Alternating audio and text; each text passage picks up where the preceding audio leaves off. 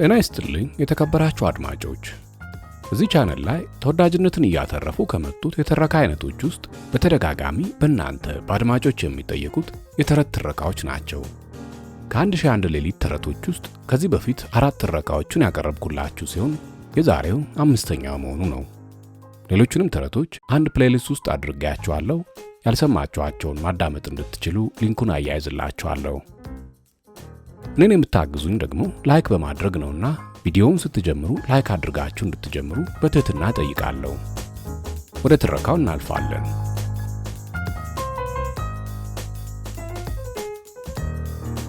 አስደናቂው ምንጣፍ። ተርጓሚ ተፈሪ ገዳሙ። ከአንደኛው ቅጽ 1001 ሌሊት መጽሐፍ የተገኘ።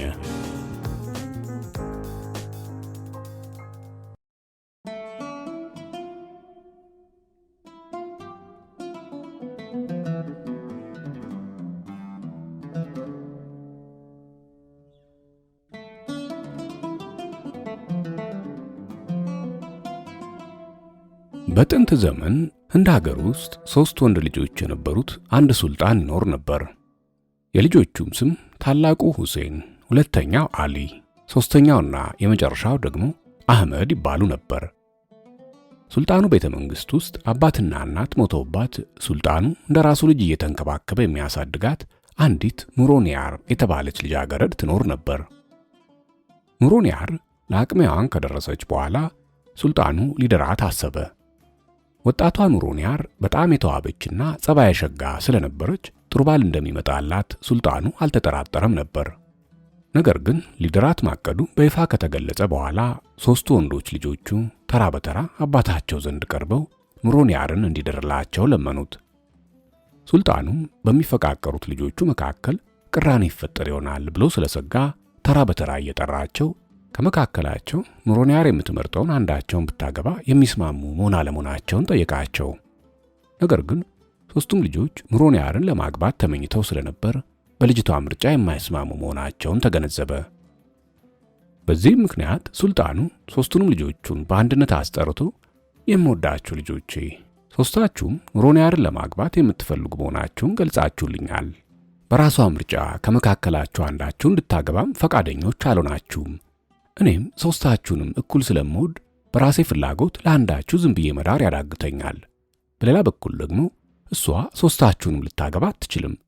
ለዚህ መፍትሄ ይሆናል ብዬ የምገምተው አንድ መላ አግኝቻለሁ። ይኸውም በተናጠል ወደ ልዩ ልዩ ስፍራዎች ሄዳችሁና ፈልጋችሁ እጅግ አስደናቂ የሆኑ ነገሮችን ማምጣት ነው። ከመካከላችሁ በይበልጥ አስደናቂ ነገር ላመጣልኝ ኑሮኒያርን እድርለታለሁ አላቸው። ልጆቹም በየበኩላቸው ምናልባት እድል ቀንቶኝ ከወንድሞቼ የላቀ አስደናቂ ነገር አግኝቼ አምጥቼ ኑሮኒያርን አገባለሁ በሚል ተስፋ በአባታቸው አባባል ተስማሙ። ስለዚህም በማግስቱ ጧት በቂ ገንዘብ ይዘውና ተራ መንገደኞች መስለው ከከተማው ወጡ። እያንዳንዳቸውን ታማኝ የሆነ አንዳንድ አገልጋይ ተከትሏቸው ሙሉ ቀን አብረው ሲጓዙ ከዋሉ በኋላ ሲመሽ አንድ የገጠር ሆቴል ውስጥ አደሩ። በማግስቱ ጧት ልክ ከ1 ዓመት በኋላ እዚያው ስፍራ ለመገናኘት ተስማምተው የተለያዩ መንገዶችን በመያዝ በየፊናቸው መጓዝ ጀመሩ። ታላቅየው ሁሴን እንደ ሀገር ውስጥ የሚገኘው ቢስናጋር የተባለ አንድ ከተማ ውስጥ ብዙ አስደናቂ ነገሮች መኖራቸውን ሰምቶ ስለነበር ወደዚያው አመራ።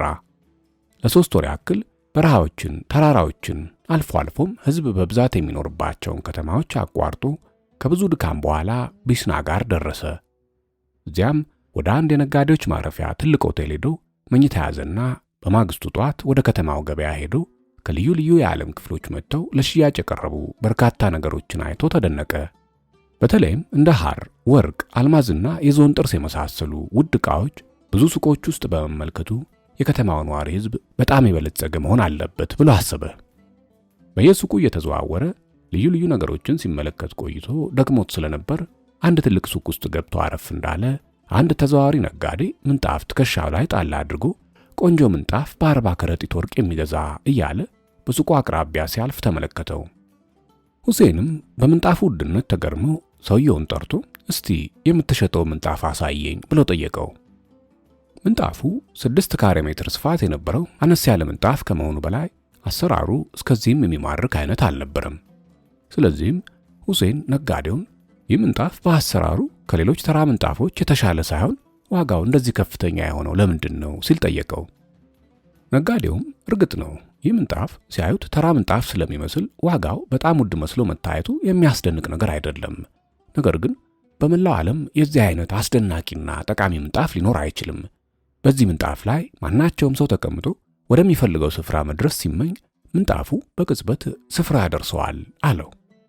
ሁሴንም ምንጣፉ እውነት ሰውየው እንዳለው በቅጽበት ማጓጓዝ የሚችል ከሆነ እጅግ አስደናቂ ነገር በመሆኑ ከነጋዴው ገዝቶ አባቱ ዘንድ ይዞት በሄድ ውቢቷን ኑሮንያርን ማግባት እንደሚችል ተስፋ አደረገና ነጋዴውን ምንጣፉ የምትለውን ነገር ማከናወን የሚችል ከሆነ በምትለው ዋጋ ገዛለሁ አለው። ነጋዴውም ያልኩት ሁሉ እውነት ነው፣ ይህንንም እርስዎ ራስዎ በምንጣፉ ተጠቅመው በመሞከር አባባሌ ትክክል መሆኑን ሊያረጋግጡ ይችላሉ። እኔና እርስዎ ምንጣፉ ላይ ተቀምጠን ወደ አንድ ስፍራ ለመሄድ በልቦ ቢመኙ የምንጣፉን ታምረኛነት በተጨባጭ ማረጋገጥ ይችላሉ። እንዳልኩት ሞክረን ምንጣፉ በቅጽበት ካላጓጓዘን እኔን እንደ አጭበርባሪ ሊቆጥሩኝ ይችላሉ አለው። ሁሴንም በነጋዴው አባባል ተስማምቶ ምንጣፉን ለመሞከር ተያይዘው ወደ አንድ ሱቅ ሄዱ።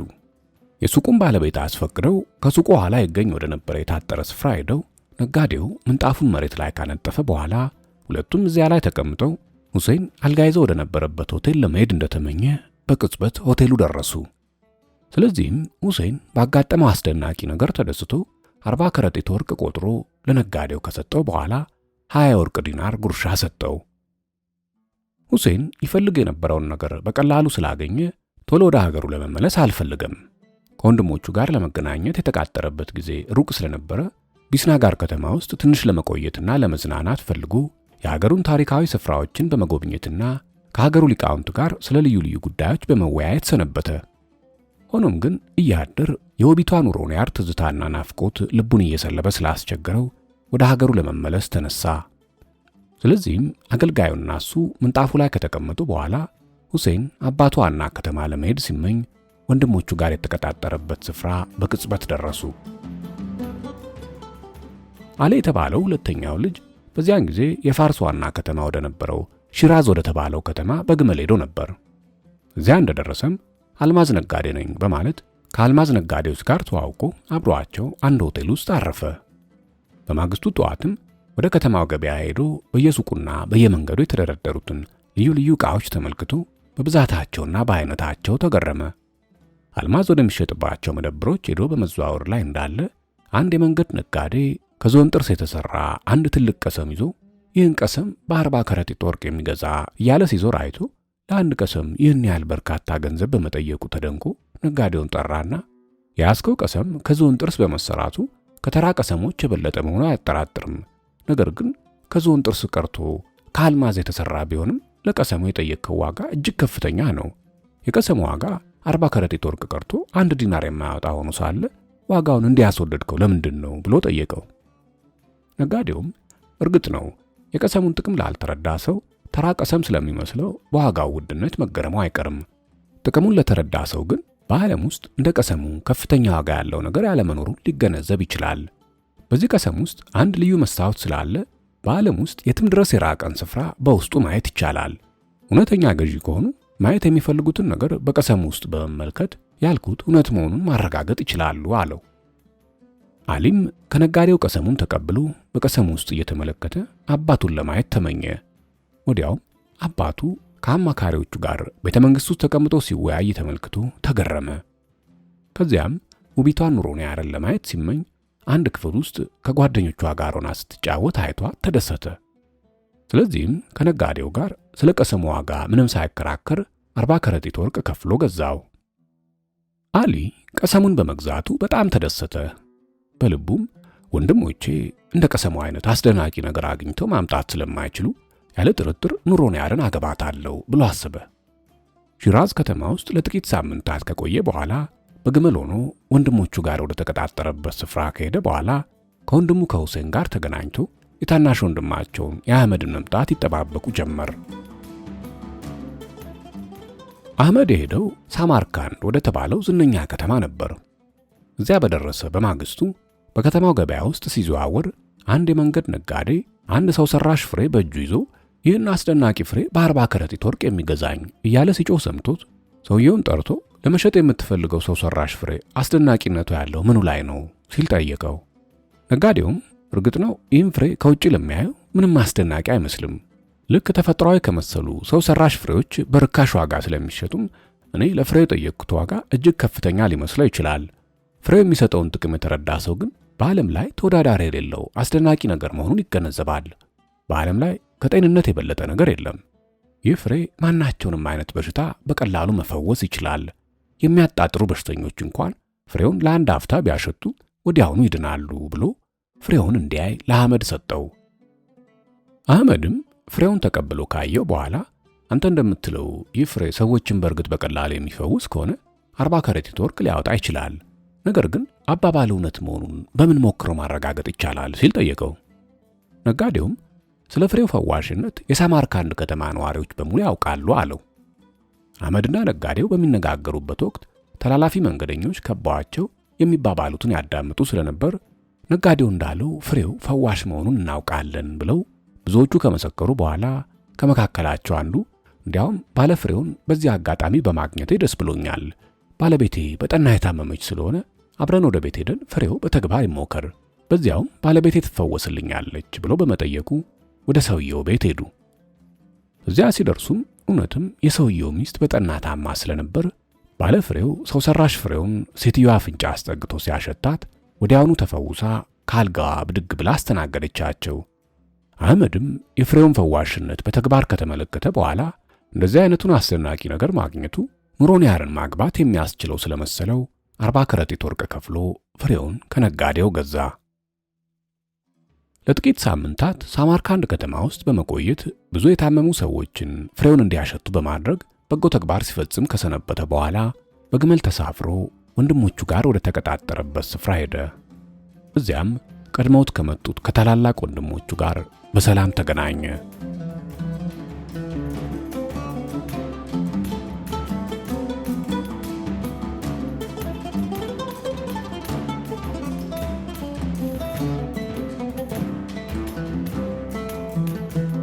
ወንድማማቾቹ ተቃቅፈው ከተሳሳሙ በኋላ ታላቅየው ሁሴን የተወደዳችሁ ወንድሞቼ፣ ከጥቂት ወራት በፊት አስደናቂ ነገሮችን ፈልገን አግኝተን ለአባታችን ለሱልጣኑ ለማቅረብ ወደ ተለያዩ ስፍራዎች ሄደን እንደገና ለመገናኘት በመብቃታችን ሁላችንም ተደስተናል።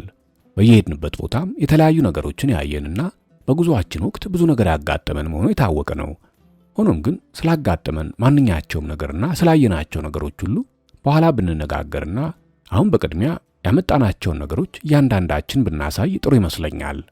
እያንዳንዳችን ያመጣነውን አስደናቂ ነገር ከተመለከትን በኋላ ይበልጥ አስደናቂውን ነገር ማንኛችን እንዳመጣን ስለምናውቅና ኑሮንያርን የሚያገባው ማን እንደሆነ ስለምንረዳ ቁርጡን አውቀን ልባችን በከንቱ ከመንጠልጠል ሊያርፍ ይችላል አላቸው። ሁሴን ተናግሮ ከጨረሰ በኋላ የወንድሞቹን ገጽታ መልከት ብሎ አባባሉን የማይቃወሙ መሆናቸውን ከተረዳ በኋላ ለምሳሌ እኔ ቢስና ጋር የተባለ ከተማ ሄጄ ይህን ምንጣፍ ገዝቼ መጥቻለሁ። ምንጣፉ ሲያዩት ተራ ምንጣፍ ይመስላል፣ ግን አይደለም። ማናቸውም ሰው ምንጣፉ ላይ ተቀምጦ አንድ መሄድ የሚፈልግበትን ስፍራ በልቡ ቢያስብ ምንም እንኳ መሄድ የሚፈልገው ዓለም ዳርቻ ድረስ የራቀ ቢሆንም በቅጽበት እዚያ ይደርሳል። ምንጣፉን ከመግዛቴ በፊት ሞክሬዋለሁ። ከቢስና ጋር እዚህ ድረስ የመጣሁትም በሱ ተጠቅሜ ነው። እስቲ እናንተ ደግሞ በበኩላችሁ ያመጣችሁትን አስደናቂ ነገሮች አሳዩኝ አላቸው። የሁሴን ተከታይ አሊም እርግጥ ሁሴን አግኝቶ ገዝቶ የመጣው ምንጣፍ አስደናቂ መሆኑ አይካድም። ሆኖም እኔም ያመጣሁት ነገር በጣም አስደናቂ ስለሆነ አላፍርበትም። ይህን የዝሆን ጥርስ ቀሰም ስታዩት እስከዚህ ጠቃሚ ነገር አይመስልም። ነገር ግን በዓለም ላይ ቀሰሙ የሚሰጠውን ግልጋሎት ሊሰጥ የሚችል ነገር ያለ አይመስለኝም። በዚህ ቀሰም ውስጥ በመመልከት አንድ ሰው ማየት የሚፈልገውን ማንኛውንም ነገር በቤቱ ተቀምጦ ማየት ይችላል። አባባሌም እውነት መሆኑን ለማረጋገጥ ከፈለጋችሁ እናንተ ራሳችሁ በቀሰሙ በመመልከት አስደናቂነቱን መፍረድ ትችላላችሁ ብሎ ቀሰሙን ለሁሴን ሰጠው። ሁሴንም ቀሰሙን ተቀብሎ ልቡን የበላችውን ኑሮንያርን ለማየት ፈለገና በአንድ አይኑ ቀሰሙ ውስጥ መመልከት ጀመረ። ይህም በሚያደርግበት ወቅት ወንድሞቹ ይመለከቱት ስለነበር ፊቱ ላይ የመረበሽና የመጨነቅ ምልክት አይተው ምን ሆነ አይሆን ብለው ተገረሙ። ትንሽ ቆይቶም ሁሴን በቀሰሙ መመልከት አቋረጠና ምሬት በተሞላው አነጋገር ወንድሞቼ፣ ልፋታችን ሁሉ ከንቱ መሆኑን ስነግራችሁ በጣም እያዘንኩ ነው። በየሀገሩ ተበታትነን ስንንከራተት የከረምነው አስደናቂ ነገሮችን በማምጣት ኑሮንያርን ለማግባት ነበር። ግን ምን ያደርጋል፣ ኑሮንያር በጠና ታማ ሞት አፋፍ ላይ ትገኛለች። ሰውነቷ ከስቶና ጠውልጎ በውስጧ የሕይወት እስትንፋስ ያለባት አትመስልም። በአሁኑ ጊዜ አልጋዋ ላይ ተዘርግታ ጓደኞቿ ዙሪያዋን ከበው በመላቀስ ላይ ናቸው። በቅርቡም ሕይወቷ እንደሚያልፍ አልጠራጠርም። አይ ከንቱ ልፋታችን ብሎ እምባውን እየጠራረገ ቀሰሙን ለአሊ ሰጠው። አሊም ቀሰሙን ተቀብሎ ወንድሙ ያየውን አይቶ ካዘነ በኋላ ለታናሽ ወንድሙ ለአህመድ ሰጠው። አህመድም በቀሰሙ አማካኝነት ስለ ኑሮንያር መታመም ተመለከተና ኑሮንያር ሞት አፋፍ ላይ እንደምትገኝ ግልጽ ነው፣ ነገር ግን እሷ ዘንድ በተቻለ ፍጥነት መድረስ ብንችል መዳን ትችላለች ብሎ ያመጣውን ፍሬ ለወንድሞቹ ካሳየ በኋላ እኔ ያመጣሁት አስደናቂ ነገር ይህን ሰው ሰራሽ ፍሬ ነው። ማናቸውም የታመመ ሰው ይህን ፍሬ ሲያሸት ወዲያውኑ ይድናል። ይህ ለመሆኑ በታመሙ ሰዎች ላይ ብዙ ጊዜ ሞክሬ ፍቱን ሆኖ አግኝቼዋለሁ አላቸው። ሁሴንም እሷን የሚያድን ፈዋሽ ኃይል ከተገኘ የፈጣን መጓጓዣ ችግር አይኖርም። እኔ ባመጣሁት ምንጣፍ መጠቀም እንችላለን። ይልቁንስ ጊዜ ሳናባክን ምንጣፉ ላይ ተቀምጠን ሳትሞት በፊት እንድረስ ብሎ ምንጣፉን መሬት ላይ ካነጠፈ በኋላ ወንድማማቾቹ ላዩ ላይ ተቀምጠው ሶስቱም ኑሮንያር የምትገኝበት ስፍራ ለመሄድ ሲመኙ ከመቅጽበት መኝታ ቤቷ ደረሱ። ሶስቱ ወንድማማቾች ሳይታሰብ ኑሮንያር ያለችበት ክፍል ድንገት በመገኘታቸው ኑሮንያርን ከበው ይላቀሱ የነበሩት ጓደኞቿ በመጀመሪያ እነሱ መሆናቸውን ባለማወቃቸው ደነገጡ። አህመድ ከምንጣፉ ላይ ተነስቶ ኑሮንያርን ፍሬውን ሲያሸታት ወዲያውኑ ከእንቅልፏ እንደነቃች አይነት አይኖቿን ገልጣ መነሳት ስለምትፈልግ ልብሶቿን እንዲያመጡላት ጠየቀች። ከህመም እንዴት መፈወስ እንደቻለችም ጓደኞቿ ነግሯት ወንድማማቾቹን ከልብ አመሰገነቻቸው። ኑሮንያር ልብሷን በምትለባብስበት ወቅት ሶስቱ ወንድማማቾች አባታቸው ዘንድ ሄደው እጅ ነሱት። ሱልጣኑም ተራ በተራ እያቀፈ ከሳማቸው በኋላ ስለ መምጣታቸውና ስለ ኑሮንያር መዳን ከጥቂት ጊዜ በፊት ሰምቶ እንደነበር ነገራቸው። ከዚያም ስለ ጉዟቸው በአጭሩ ካወጉለት በኋላ ሁሴን ምንጣፉን፣ አሊ ቀሰሙን፣ አህመድ ደግሞ ፍሬውን ለአባታቸው አስረክበው በገባው ቃል መሰረት ከሶስቱ ይበልጥ አስደናቂ ነገር ላመጣው ኑሮንያርን እንዲድር ለመኑት። አባትየውም በሐሳብ ተውጦ ለጥቂት ጊዜ ዝም ካለ በኋላ ከሶስታቸው የበለጠ አስደናቂ ነገር ያመጣው ከሌ ነው ብዬ መፍረድ ባያስቸግረኝ ኖሮ ሳላመነታ ነግራችሁ ነበር። ነገር ግን ፍርደ ገምድል ሳልሆን ይህን መወሰን የምችል አይመስለኝም። ያመጣችኋቸው ነገሮች አስደናቂነት መጠን ባልታሰበ መንገድ በኑሮንያር መታመምና መፈወስ ታይቷል። ኑሮንያር ልትድን የቻለችው አህመድ ባሸተትካት ፍሬ ቢሆንም በአሊ ቀሰም መታመሟ ባይታወቅና በሁሴን ምንጣፍ በቅጽበት እዚህ መድረስ ባትችሉ ኖሮ ሞታ ነበር። ሶስታችሁም ያመጣችኋቸው ድንቅ ነገሮች ለኑሮንያር መፈወስ እኩል አስተዋጽኦ እንደሰጡ ግልጽ ነው። ታዲያ እንዴት አድርጌ ነው እከሌ ያመጣው ነገር ይበልጥ አስደናቂ ነው ብዬ ኑሮንያርን የምድርለት? እንደዚህ አይነቱ ፍርድ እኔንም ሆነ ኑሮንያርን የማታገቡትን ሊያረካ አይችልም። በዚህ ምክንያት ኑሮንያርን ለማናችሁም አልድራትም። ከመካከላችሁ እሷን ማን እንደሚያገባ መምረጥ የሚያስችለኝ ሌላ መመዘኛ አስፈላጊ ነው። ስለዚህም በቀስት ተኩስ እንድትወዳደሩ ወስኛለሁ። ቀስቶቻችሁንና ፍላጻዎች ይዛችሁ በተቻላችሁ ፍጥነት ፈረስ መጋለቢያው ትልቁ ሜዳ መገኘት አለባችሁ። ከመካከላችሁ ቀስት ተኩሶ ፍላጻውን አርቆ ለሚያሳርፈው ኑሮንያርን እድርለታለሁ። የዚህ አይነቱ መመዘኛ ሁላችሁንም እንደሚያረካችሁ ተስፋ አለኝ አላቸው። ወንድማማቾቹ አባታቸው ያላቸውን ሰምተው አባባሉን በደስታ ተቀበሉና እያንዳንዳቸው ቀስትና ፍላጻቸውን ይዘው ወደ ተባለው ሜዳ ሄዱ። የከተማው ሕዝብም በወንድማማቾቹ መካከል ስለሚደረገው የቀስት ተኩስ ውድድር ሰምቶ ስለነበር ወንድማማቾቹ እንደመጡ ውድድሩ ተጀመረ። በቅድሚያ አንጋፋው ሁሴን ቀስቱን ከተኮሰ በኋላ አሊ በተራው ሲተኩስ የአሊ ፍላጻ የሁሴን ፍላጻ ካረፈበት በጣም ርቆ ተገኘ። በመጨረሻም ታናሻቸው አህመድ ተኮሰ። ሆኖም ግን ፍላጻው የት እንዳረፈ ሲፈለግ አልተገኘም። አህመድ የተኮሰው ፍላጻ ሲያርፍ ማንም ያየ ስላልነበረ ተመልካቹ ሕዝብ ግራ ተጋባ። ሜዳው እጅግ ሰፊ ስለነበርና ችርችም ካለ ሳር በቀር ላዩ ላይ ምንም ሌላ አይነት ተክል በቅሎበት ስላልነበር የፍላጻው መሶር እንደ ጉድ ተቆጠረ። በዚህም ምክንያት ምንም እንኳን አህመድ በሕዝቡ ዘንድ ከሌሎች ወንድሞቹ የላቀ ተወዳጅነት ስለነበረው እሱ የተኮሰው ከሁሉ አርቆ ነው ብለው ተመልካቾቹ ቢያንገራግሩም ፍላጻው ባለመገኘቱ ሱልጣኑ አሸናፊው አሊ መሆኑን በይፋ አስታውቆ ከጥቂት ቀናት በኋላ አሊና ኑሮንያር ተጋቡ። ሁሴን በአሊና በኑሮንያር መጋባት በጣም ስለተናደደ ሁለቱ ሲጋቡ አላይም በማለት የአባቱን ዋና ከተማ ለቆ አንድ ሩቅ አገር ኮበለለ። ምንም እንኳን አህመድም እንደ ታላቅ ወንድሙ በጋብቻው ቅር ቢሰኝም በዚህ ምክንያት ለመኮብለል አልፈለገም። የወንድሙ የአሊና የኑሮንያር ጋብቻ ስነ ስርዓት ይፈጸምበት በነበረበት ወቅት የጠፋውን ፍላጻውን ለመፈለግ ለብቻው ወደ ውድድሩ ሜዳ ሄደ። የሁሴንና የአሊ ፍላጻዎች የታርፈው እንደነበር ያውቅ ስለነበረም ከዚያ ተነስቶ በየአቅጣጫው እየተዘዋወረ የጠፋውን ፍላጻ ይፈልግ ጀመር። እስኪታክተው ድረስ ፈልጎ ስላጣው ተስፋ ቆርጦ ወደ ቤቱ ሊመለስ ሲል ፊት ለፊቱ አንድ ቋጥኛማ ኮረብታ አይቶ ወደዚያ አመራ። ኮረብታውን ወጥቶ ካለፈ በኋላም ጥቂት እንደተራመደ ጠፍቶ የነበረውን ፍላጻ አገኘው። ፍላጻው እንደዚህ ርቆ በመገኘቱ በጣም ተደንቆ እኔም ሆንኩ ማንም ሰው ይህን ያክል ረጅም ርቀት ቀስት መተኮስ አይችልም፣ ታዲያ የተኮስኩት ፍላጻ እንዴት እዚህ ሊገኝ ቻለ ብሎ ተገረመ። ወደ ቤቱ ለመመለስ መንገድ ሲጀምር ኮረብታው ቋጥኝ ውስጥ ብዙ ዋሻዎች ስላየ ውስጣቸው ምን እንዳለ ለማየት አንድ ውስጥ እግር እንደመራው ጥልቅ አለ። ትንሽ ዋሻው ውስጥ ራመድ እንዳለ ግድግዳው ላይ አንድ የብረት በር ተመለከተ። መጀመሪያ በሩ ዝግ መስሎት ነበር፣ ግን እስቲ ልሞክረው ብሎ ገፋ ሲያደርገው ወለል ብሎ ተከፈተ። ከበሩ ቀጥሎም አንድ ወደ ታች የሚያስወርድ ደረጃ ስለነበረ ፍላጻውን በእጁ እንደያዘ ወደ ታች ሲወርድ ስፍራው እየጨለመ ሄደ። በዚህም ምክንያት ደረጃውን ወርዶ ሲጨርስ ፍጹም ጨለማ የሆነ ስፍራ የሚደርስ መስሎት ነበር። ነገር ግን ወደ ታች መውረዱን ሲቀጥል እንደገና የብርሃን ወጋገን አጋጠመውና የብርሃኑ መጠን እየጨመረ ሄዶ ደረጃውን ወርዶ ሲጨርስ በብርሃን የደመቀና በአስፓልት የተሰራ ሜዳ አግኝቶ ተደነቀ። አህመድ ቆመበት ከነበረው ስፍራ ትንሽ ራቅ ብሎ አንድ በጣም የተዋበ ትልቅ ሕንጻ አይቶ ስለነበር ምን ይሆን እያለ ሲደነቅ አንዲት በጣም የተዋበችና ግርማ ሞገስ የተጎናጸፈች ወጣት ሴት እንደሷ ቆንጆ ልብስ በለበሱ ወጣት ደንገጥሮች ታጅባ ከሕንጻው ወጥታ ወደ እሱ አቅጣጫ ስትመጣ ተመለከተ። ሴትዮዋም አጠገቡ ስትደርስ አህመድ እጅ ሲነሳት እንኳን ደህና መጣህ አህመድ ብላ በፈገግታ ተመለከተችው። በዚህን ጊዜም አህመድ ስሜን እንዴት ልታውቅ ቻለች ብሎ ተገረመ።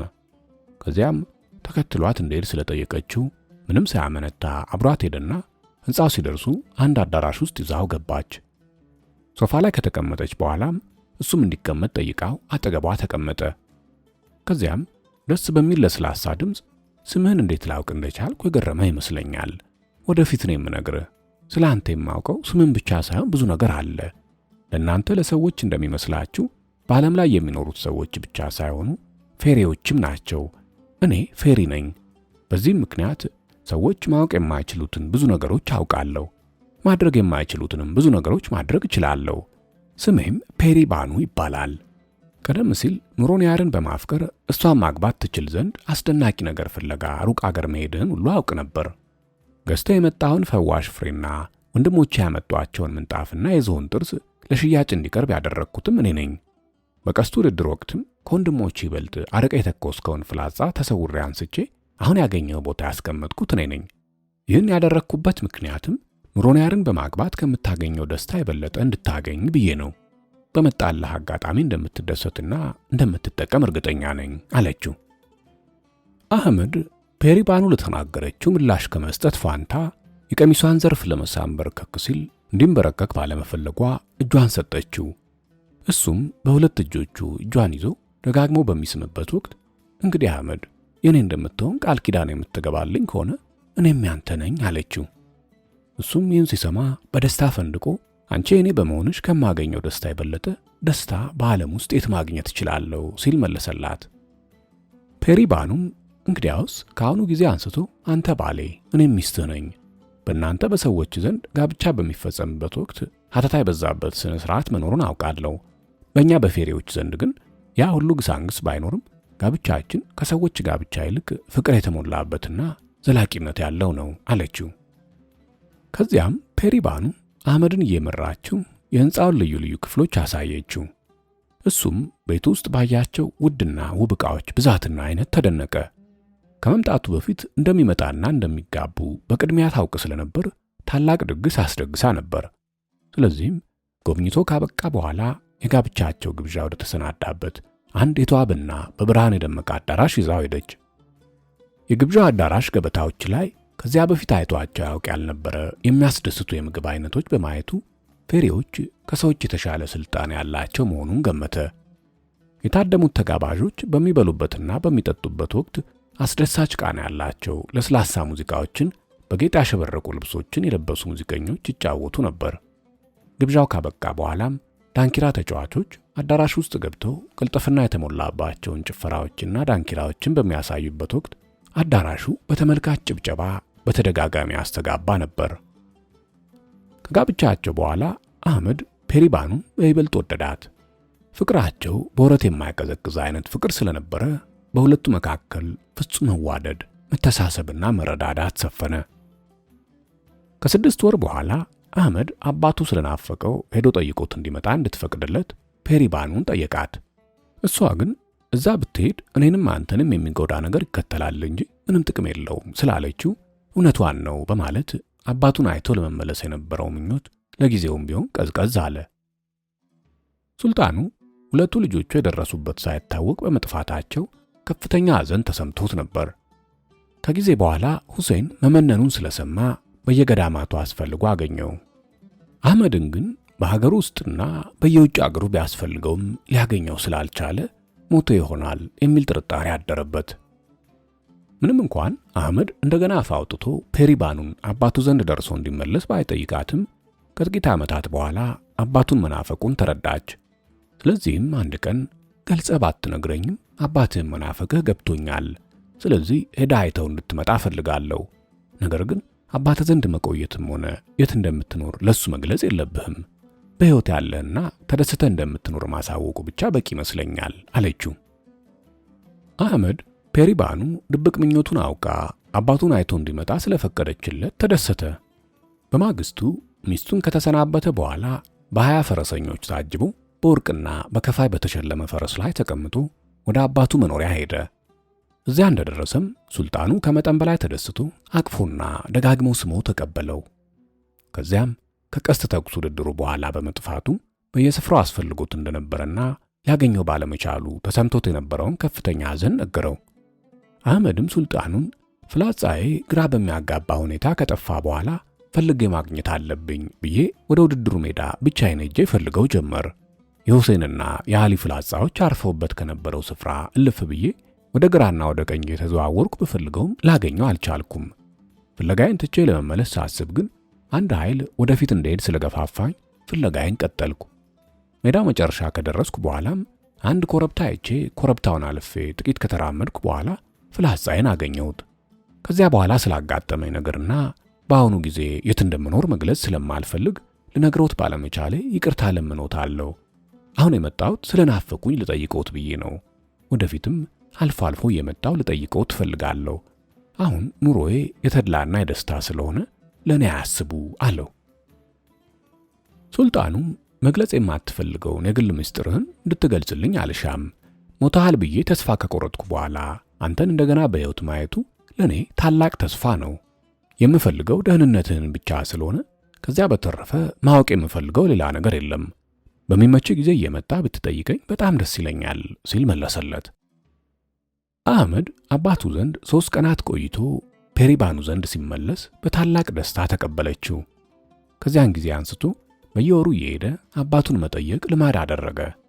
በሚሄድበትም ወቅት የአጃቢዎቹም ሆነ የራሱ አለባበስና የሚቀመጥባቸው ፈረሶች ሽልማትና ጌጣጌጦች ድምቀት በየጊዜው እየጨመረ በመሄዱ ሱልጣኑ በሚያስተዳድረው ሕዝብ ዘንድ የአህመድ ዝናና ተወዳጅነት እየገነነ ሄደ።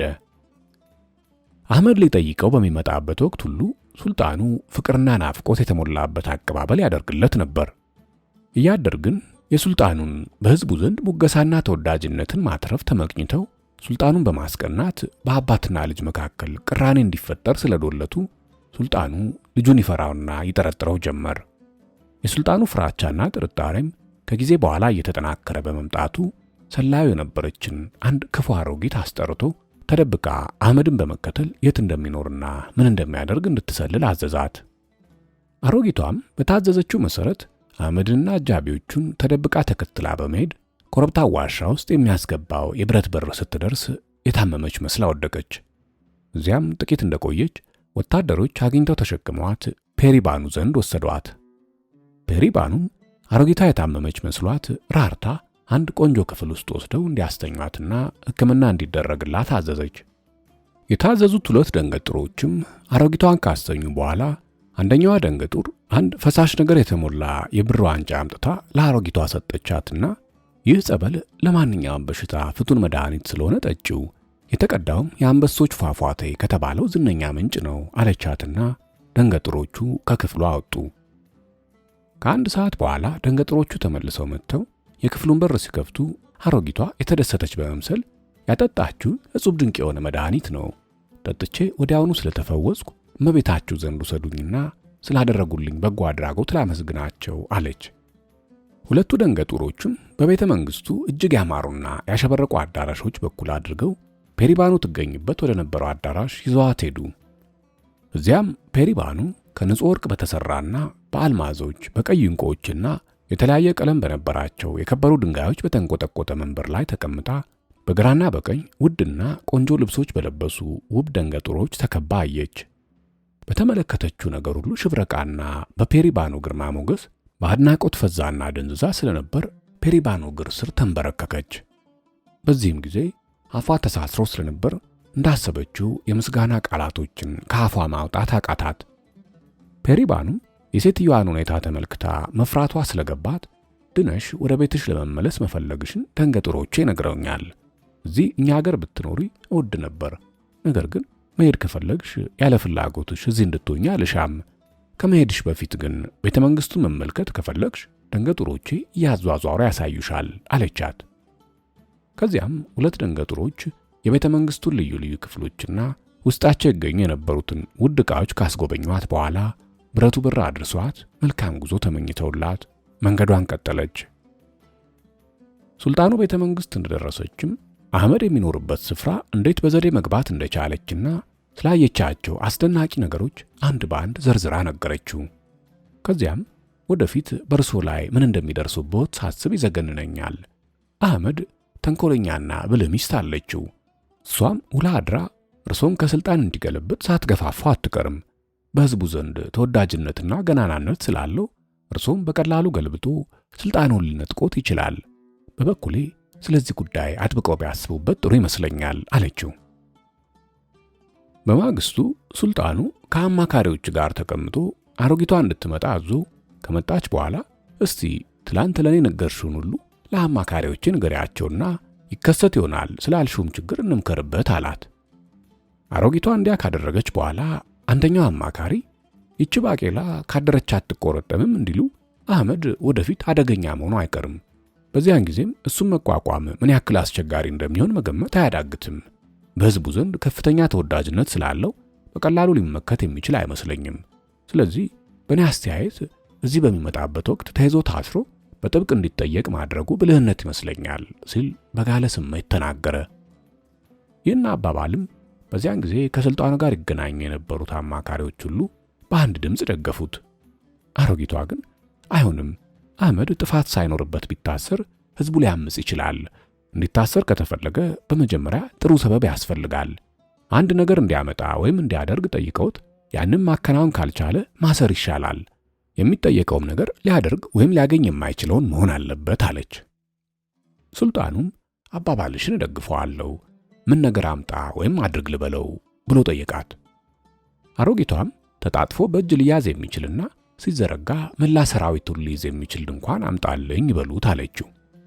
ሱልጣኑም እንደዚህ አይነት በአንድ ጊዜ በጣም ትንሽና በጣም ትልቅ ድንኳን የማይገኝ ስለመሰለው አህመድ ሊጠይቀው ሲመጣ አሮጊቷ ያለችውን አይነት ድንኳን አምጣልኝ ብሎ ጠየቀው። አህመድም እንደዚህ አይነት ድንኳን የትም ሊገኝ አይችልም በማለት ምን መልስ እንደሚሰጥ ግራ ገባው። ነገር ግን አባቱን ማስቀየም ስላልፈለገ የተባለውን አይነት ድንኳን አግኝቶ ለማምጣት በተቻለው መጠን እንደሚሞክር አስታወቀው። አህመድ በሐሳብ ተውጦ ፔሪባኑ ዘንድ ተመለሰ። እሷም ሐሳብ እንደገባው ተረድታ ለምን ደስ እንዳላለው ስትጠይቀው አባቱ አምጣልኝ ስላለው ድንኳን ነገራት። ፌሪዋም ያለውን ከሰማች በኋላ ከት ብላ ስቃ ታዲያ ይሄ ነው እንደሚያሳስብና የሚያስጨንቅህ? ይሄማ ቀላል ነገር አይደለም እንዴ? አባት የዚያን አይነት ድንኳን የሚፈልግ ከሆነ እኔ ልሰጠው እችላለሁ አለችው።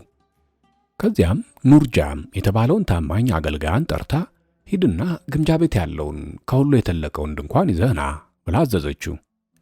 ኑርጃም ግምጃ ቤት ሄዶ መጣና በእጁ ይዞ የነበረውን አንድ ማስታወሻ ደብተር የሚያክል የተጣጠፈ ነገር ሰጣት። አህመድም ከሁሉ የተለቀው ድንኳን የተባለው ነገር እጇ መዳፍ ውስጥ ሆኖ ሲመለከት የምትቀልድበት መስሎት ሳቀ። ፔሪባኑም ሐሳቡ ስለገባት የምትስቀው የምቀልድ መስሎ ነው እንዴ? እውነቴን መሆኑን በቅርቡ ታያለህ ብላ ኑርጃምን እስቲ ድንኳኑን ዘርጋውና ትልቅነቱን አህመድ ይመልከት አለችው። ከዚያም አህመድ ፔሪባኑና ኑርጃም ወደ አንድ ሰፊ ሜዳ ሄደው ኑርጃም ድንኳኑን ሲዘረጋ እጅግ ሰፊ በመሆኑ የሱልጣኑን ሰራዊት ብቻ ሳይሆን የሰራዊቱን እጥፍ ሊይዝ የሚችል በመሆኑ አህመድ ተመልክቶ ተገረመ። ፔሪባኑም የድንኳኑን ትልቅነትና ትንሽነት አየ አይደለም? ድንኳኑ ሲፈለግ ተጣጥፎ በእጅ ሊያዝ የሚችልና በአገልግሎት ላይ ሲውል ደግሞ በጣም ትልቅ ስለሆነ አባትህ ካሉት ወታደሮች ቁጥር በላይ በመጠለያነት መያዝ ይችላል። የድንኳኑ አስገራሚነት ይህ ብቻ አይደለም። ድንኳኑ ውስጥ እንደሚገኙት ሰዎች ብዛት በእጅ ሳይነካ ትልቅና ትንሽ መሆን ይችላል አለችው። ከዚያም ኑርጃም ድንኳኑ ላይ የምትገኝን አንዲት ትንሽ ጉጥ መሳይ ነገር ነካ ሲያደርግ ድንኳኑ በገዛ ራሱ ተጣጥፎ በእጅ የሚያዝ ነገር ሆነና ግምጃ ቤቱ ለአህመድ ሰጠው። አህመድም ድንኳኑን ኪሱ ውስጥ ከቶ ወዲያውኑ ፈረሱ ላይ ተቀምጦ ወደ ሱልጣኑ ሄደ። ሱልጣኑ አህመድን ሲያየው እንደዚህ በቶሎ ቀንቶት ተመልሶ በመምጣቱ ተገረመ። ያመጣውን ድንኳን ለአባቱ ሲሰጠውም በድንኳኑ ትንሽነት ተደነቀ። ከዚያም አህመድ ከአባቱ ጋር ወደ አንድ ትልቅ ሜዳ ሄደው ድንኳኑ ሲዘረጋ ያለውን ሰራዊት እጥፍ ሊይዝ መቻሉን ሱልጣኑ ተመልክቶ ተደሰተ። ምንም እንኳን ሱልጣኑ አህመድ ድንኳኑን ስላመጣለት ቢያመሰግነውም ውስጡን ከመቼውም ይልቅ ቀንቶበት ነበር። አማካሪዎቹ በየጊዜው ያስጠነቀቁት እንደነበረም የአህመድ ገናናነት እያደገ ስለሄደ ልጁን ለማጥፋት ወሰነ።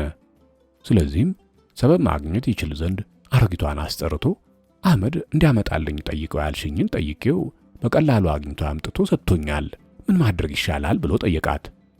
እሷም ከአንበሶቹ ፏፏቴ ውሃ ቀድታ አምጣልኝ ይበሉት፣ ይህን ማድረግ ፍጹም አይችልም አለችው። ሱልጣኑም ያን ዕለት ማታ ራት ከተበላ በኋላ የተጠቀሰውን አይነት ውሃ ቀድቶ እንዲያመጣለት አህመድን ጠየቀው።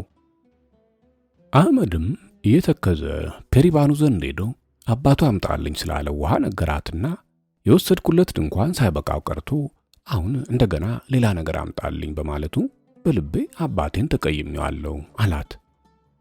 ፔሪባኑም ስለ አሮጊቷ ሰምታ ስለነበር አሮጊቷ አማካሪው የገፋፋችው አባት ከኔና ከአንተ ጋር ለመጣላት መከጀሉ ገብቶኛል፣ በሷ መመራቱን እስካላቆመ ድረስ በአንተና በእኔ ላይ ደባ መፈጸሙ አይቀርም። ያም ሆነ አምጣልኝ ያለህን ውሃ በቅርቡ ይዘህለት ትሄዳለህ።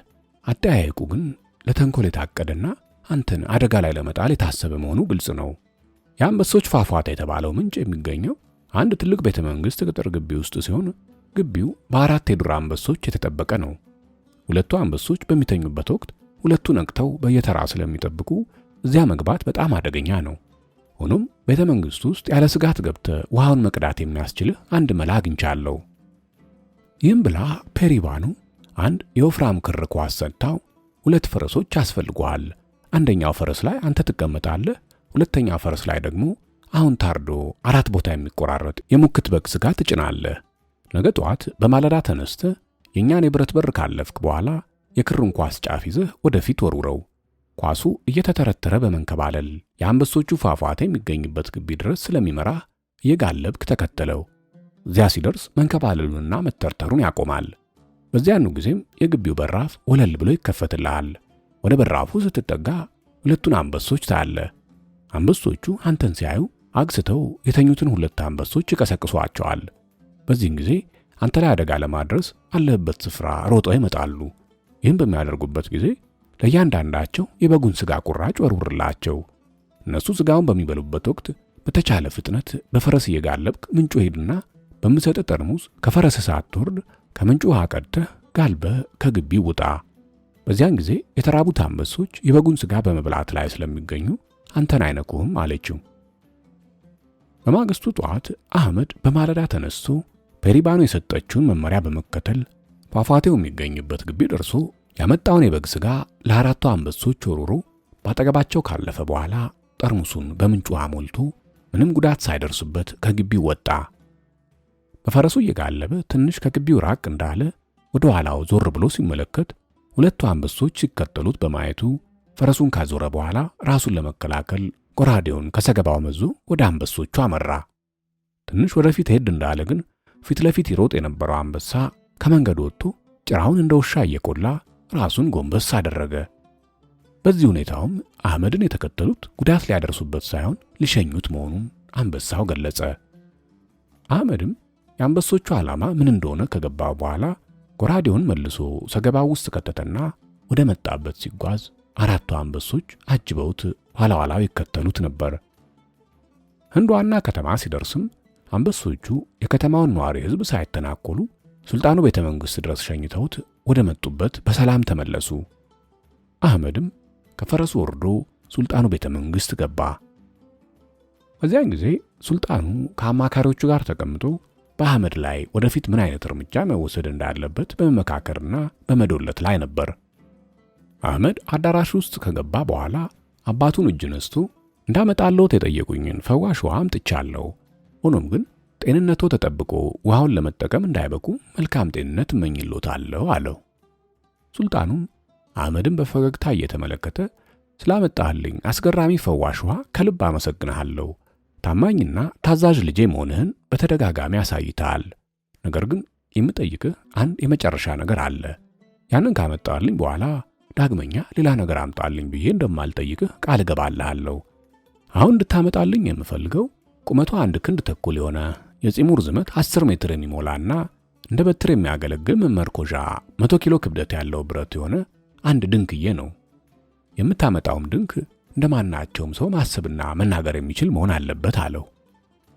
በማግስቱ አህመድ እየተከዘ ፔሪባኑ ዘንድ ሄዶ አባቱ ምን አምጣ እንዳለው ከነገራት በኋላ እስቲ የአባቴን ጉድ ተመልከቺ፣ አምጣልኝ የሚለውን አይነት ሰው የት አግኝቼ ልወስድለት እችላለሁ? በዓለም የዚያን አይነት ፍጡር ማግኘት ስለማይቻል አሁን አምጣልኝ ያለውን ነገር ማሟላት የሚቻል አይመስለኝም አላት። ፔሪባኑ ግን አህመድ እንደጠበቀው ሳትጨነቅ ይህ ምንም የሚያሳስብ ነገር አይደለም። ፈዋሹን ውሃ ከአንበሶቹ ፏፏቴ ለማምጣት ስትሄድ አደጋን መጋፈጥ ነበረብህ። አሁን አባቴ የሚፈልገው ነገር ግን በእጃችን የሚገኝ ስለሆነ በቀላሉ ልትወስድለት ትችላለህ። ሱልጣን የሚፈልገው ወንድሜ ሻይበርን ነው።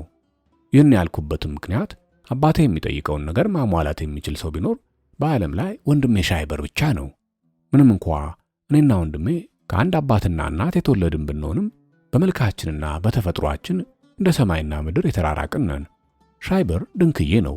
በጣም ቁጡና ኃይለኛ ስለሆነም ከሱ ጋር ለሚጣላ ወዮለት። ሻይበር ግን ካልነኩት አይነካም። ከዚህም በላይ ደግ ስለሆነ እርዳታ ወይም ትብብር ለሚጠይቀው ሁሉ በፈቃደኝነት ይረዳል። ስለዚህም አሁን መጥቶ እንዲረዳን ስለማደርግ ጥሩ አቀባበል አድርግለት። በዚያውም ከወንድሜ ጋር ትተዋወቃላችሁ አለችው። አህመድም ተገርሞ ሻይበር የተባለው ሰው በእርግጥ ወንድምሽ ነው?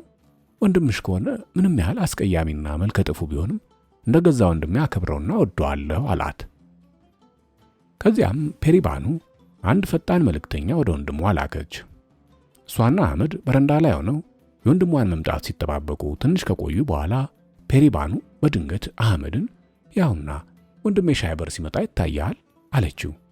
አህመድም ሻይበርን ሲመጣ አይቶ በድንክዬነቱ በፂሙር ዝመትና በአስፈሪ መልኩ ተገረመ። አጠገባቸው ከደረሰ በኋላ ሻይበር አህመድን በክፉ ዓይን እየተመለከተ ይህ ሰው ማን ነው ብሎ እህቱን ጠየቃት።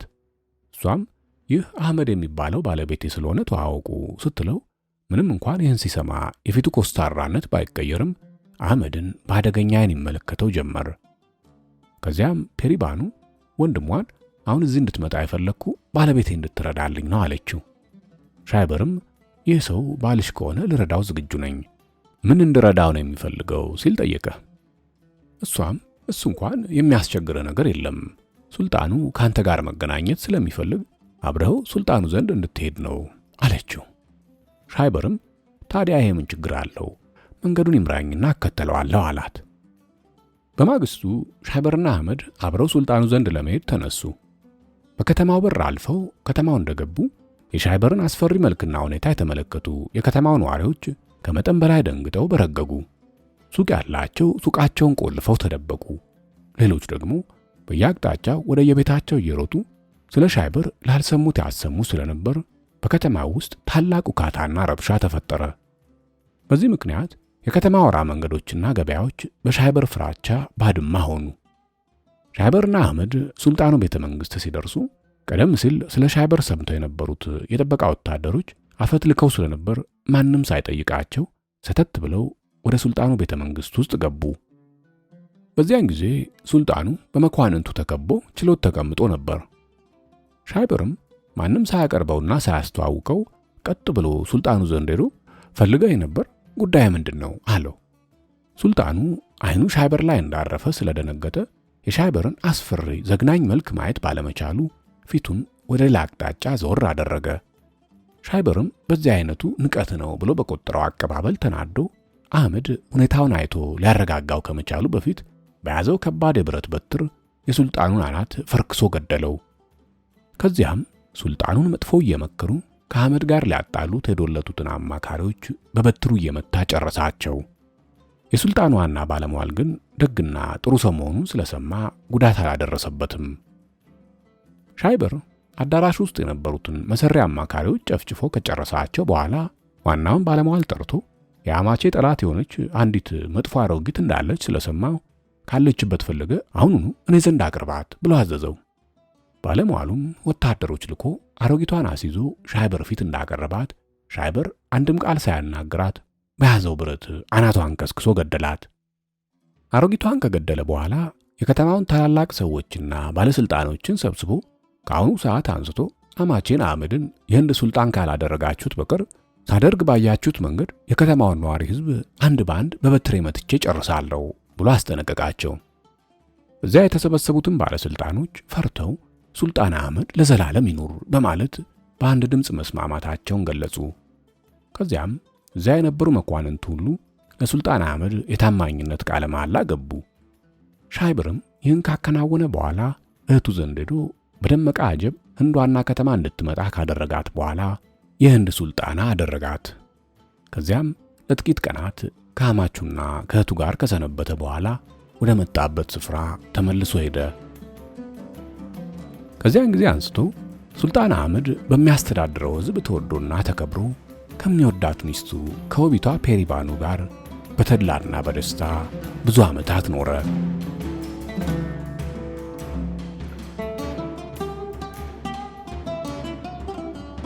ስላዳመጣችሁ ከልብ አመሰግናለሁ። አዘጋጅቼ ያቀረብኩላችሁ አድማስ ነበርኩ። በቀጣይ ትረካ እስከምንገናኝ መልካም ጊዜ